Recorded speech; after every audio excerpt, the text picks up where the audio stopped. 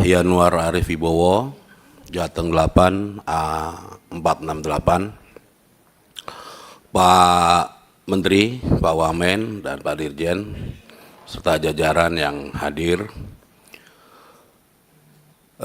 Teman-teman sekalian yang saya hormati, ada beberapa hal yang saya perlu angkat di sini.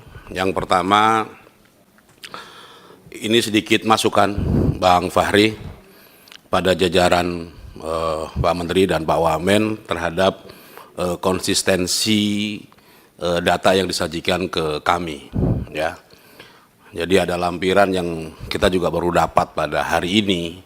Itu menurut saya perlu jadi pelajaran penting, ya, karena kita akan serius membahas target 3 juta rumah ini. Dan saya juga temukan beberapa kalimat yang menunjukkan inkonsistensi dan kesannya copy paste gitu, ya.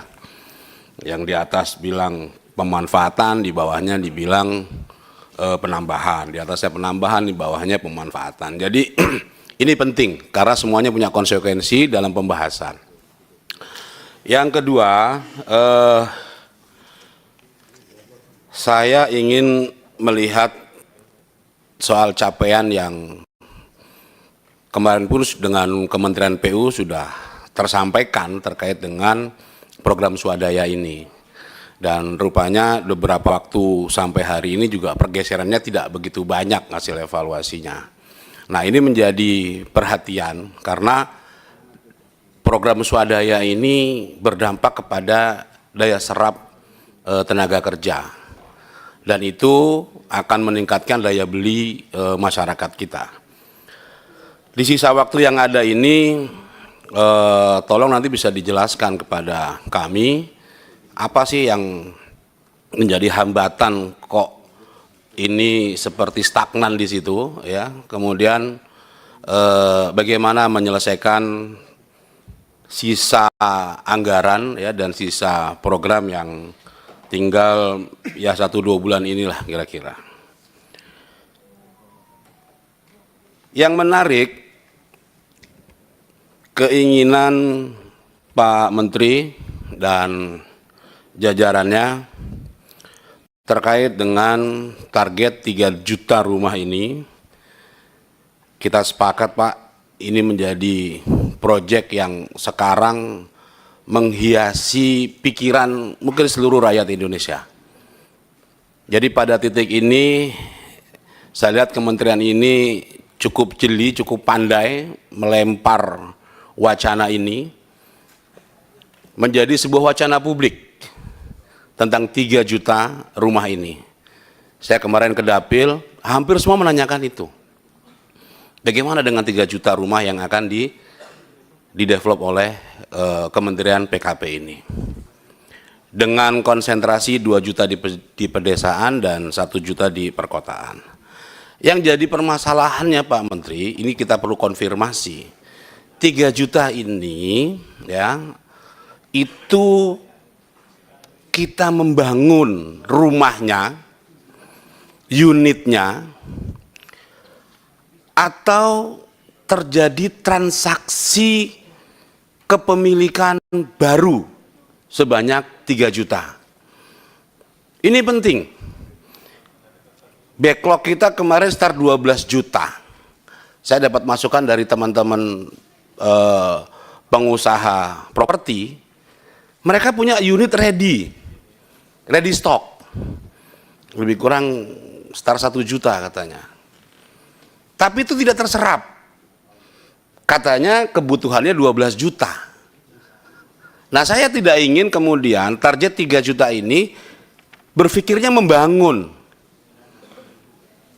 Tapi daya beli masyarakat kita tidak tercapai. Nah, menurut saya tugas berat Pak Menteri, tolong didengarkan dulu ya Bang Fahri ya sama Bang Ara ya.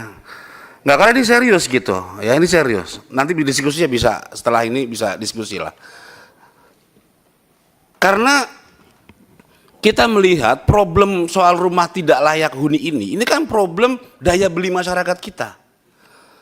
Nah, regulasi yang kemudian bisa membawa masyarakat punya kemampuan membeli rumah dengan rumah yang ekonomis, ya. Saya juga sudah cermati langkah-langkah Pak Menteri dan Pak Wamen bikin roadshow kemana-mana, mengumpulkan para pelaku usaha. Saya salut, Pak. Dan itu yang saya tangkap dari beberapa asosiasi juga ketemu saya menyampaikan hal yang sama. Bagaimana kita semua ini berpikir bahwa ekosistem properti ini benar-benar mendapatkan ruang 5 tahun ke depan. Masyarakat dapat harga murah, harga yang layak, kemudian pengusaha di bidang properti juga bisa jualan dan barangnya terserap. Belum lagi kita bicara nanti FLPP, ya, ketika unitnya harus ready sementara kuotanya terbatas misalnya, ya, kemarin 166.000 sementara terbangun ada yang 200.000 lebih, tidak terserap semuanya karena kelebihan unit ready-nya.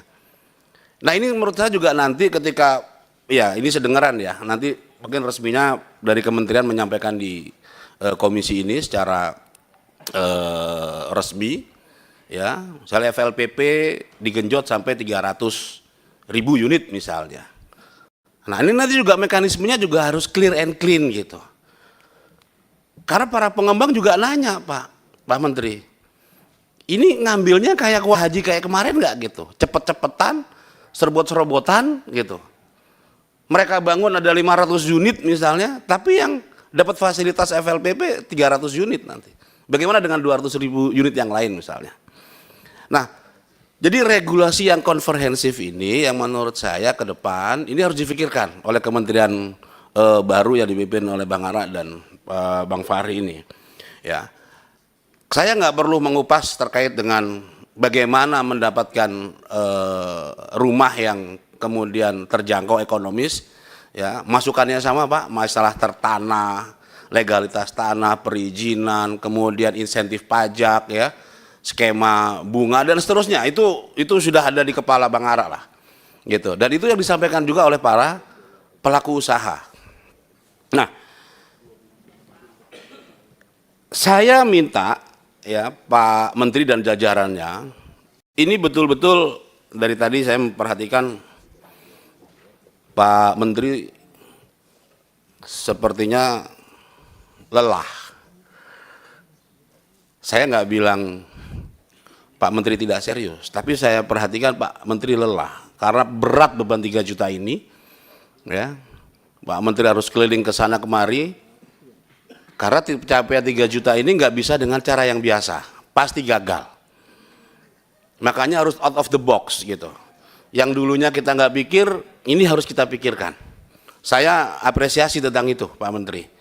Nah, memang yang jadi pertanyaan berikutnya adalah bagaimana kemudian kita menformulasi semua ide besar kita ini menjadi sebuah regulasi, sebuah kebijakan yang bisa mengeksekusi program ini.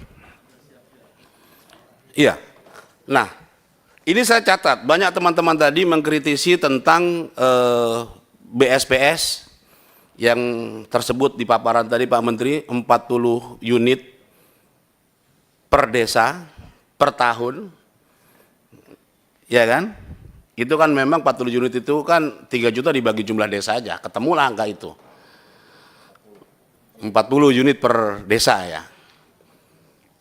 Ini kalau kita hitung, Pak, dengan jumlah biaya renovasi saja misalnya gitu, ya, kita gunakan asumsi BSPS kemarin 20 juta per unitnya, itu 66 triliun. Sementara anggaran Pak Menteri cuma 5 triliun. Saya di Banggar juga, Pak Menteri, makanya tadi mikir ini gimana caranya nih untuk mendorong ini, ya, supaya rakyat kita betul-betul mendapatkan rumah yang layak gitu. Karena dari rumah yang layak itu nanti akan lahirlah generasi yang lebih baik gitu, ya, kondisi sosial ekonomi yang lebih baik.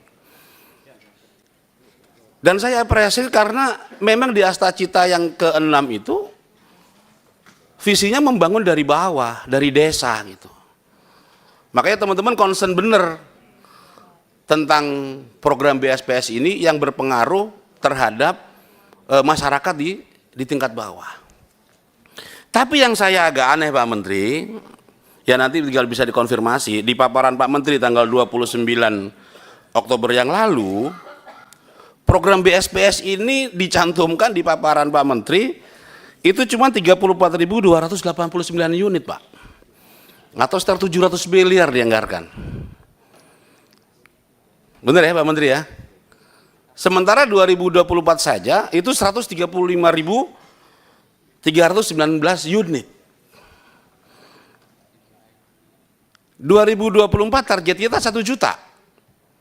Sementara untuk BSPS-nya dari program BSPS itu sudah 135.000. Tolong dipersingkat, sudah 10 menit. 10 menit ya Pak ya? Waduh, kelamaan Pak. Biasa Pak. Kalau bibir kita agak-agak memang lupa kita. Siap. Lagi semangat ini Pak. Siap Pak pimpinan. Jadi saya tutup Pak pimpinan dan Pak Menteri tentang apa yang menjadi concern teman-teman ya, ide gagasan ya, target 3 juta, saya dan kami Pak dari PKS akan support tentang program ini Pak.